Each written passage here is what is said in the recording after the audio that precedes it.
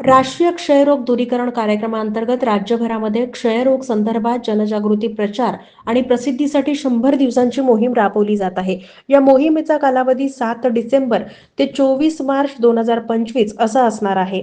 त्याचप्रमाणे प्रत्यक्ष क्षयरोग शोध मोहीम 23 डिसेंबर ते 3 जानेवारी 2025 या कालावधीमध्ये राबवण्यात येणार आहे, अशी माहिती जिल्हा आरोग्य अधिकारी डॉक्टर संतोष नवले यांनी दिली आहे.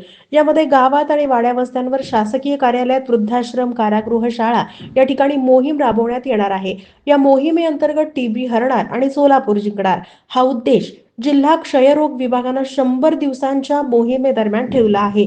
या मोहिमेमध्ये 5 वर्षांखालील क्षयरोग झालेल्या रुग्णांची फेर तपासणी तसेच क्षयरोगासोबत असलेल्या व्यक्तींची तपासणी, धूम्रपान करणाऱ्या व्यक्तींची तपासणी करण्यात येणार असल्याचं जिल्हा आरोग्य अधिकारी डॉक्टर संतोष नवले यांनी सांगितलंय.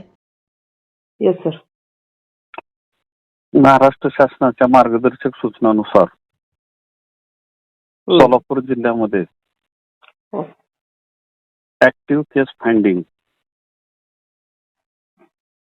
ही मोहीम आता 23 डिसेंबर ते 3 जानेवारी या कालावधीमध्ये सोलापूर जिल्ह्यामध्ये राबवण्यात येत आहे. त्याच्यामध्ये जे हाय रिस्क लोक आहेत त्या हाय रिस्क लोकांची साधारणतः 10% पॉप्युलेशनची म्हणजे साधारण 3.25 लोकांची तपासणी त्याच्यामध्ये होणार आहे. ओके. आणि त्याच्यामध्ये लवकरात लवकर निदान होऊन ते रुग्ण उपचाराखाली आणण्यात येतील.